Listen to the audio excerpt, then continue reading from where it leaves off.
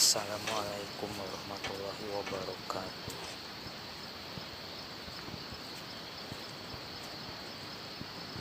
Assalamualaikum warahmatullahi wabarakatuh. Sahabat muslim yang dirahmati Allah, Al-Quran adalah kalamullah, firman Allah yang paling mulia, petunjuk hidup bagi seluruh manusia dan sumber segala kebenaran yang abadi. Dalam video ini kita akan membahas kemuliaan Al-Quran berdasarkan keterangan dari Al-Quran itu sendiri, hadis Rasulullah SAW, serta dalil-dalil yang sahih. Yang pertama, kemuliaan Al-Quran dalam Al-Quran itu sendiri. Allah Subhanahu wa Ta'ala berfirman dalam surah Al-Hasyr ayat 21, yang artinya, sekiranya kami turunkan Al-Quran ini kepada sebuah gunung, pasti kamu akan melihatnya tunduk terpecah belah karena takut kepada Allah. Ayat ini menggambarkan betapa agung dan beratnya kemuliaan Al-Quran.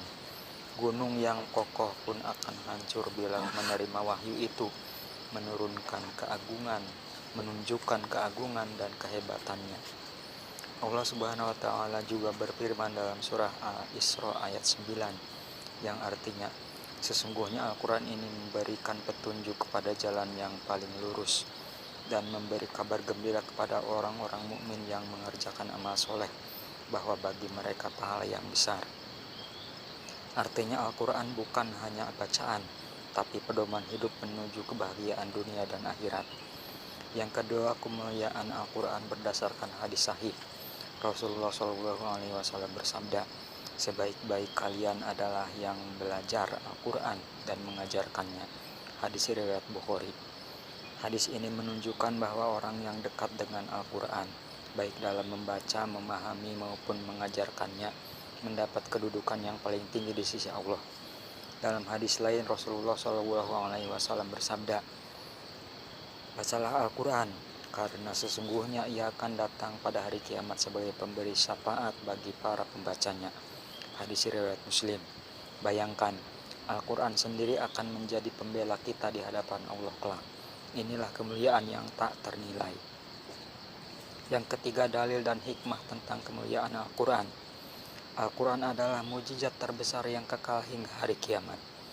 Ia menjadi penyembuh bagi hati, sebagaimana disebut dalam surah Yunus ayat 57, yang artinya, wahai manusia, sesungguhnya telah datang kepadamu pelajaran dari Tuhanmu, penyembuh bagi penyakit yang ada dalam dada, dan petunjuk serta rahmat bagi orang-orang yang beriman. Membaca satu huruf dari Al-Quran pun bernilai pahala besar.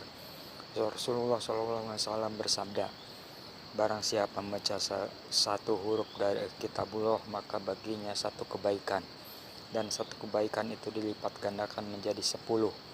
Hadis riwayat Tirmizi, hasan sahih. Sahabat muslim, mari kita jadikan Al-Quran sebagai teman hidup kita.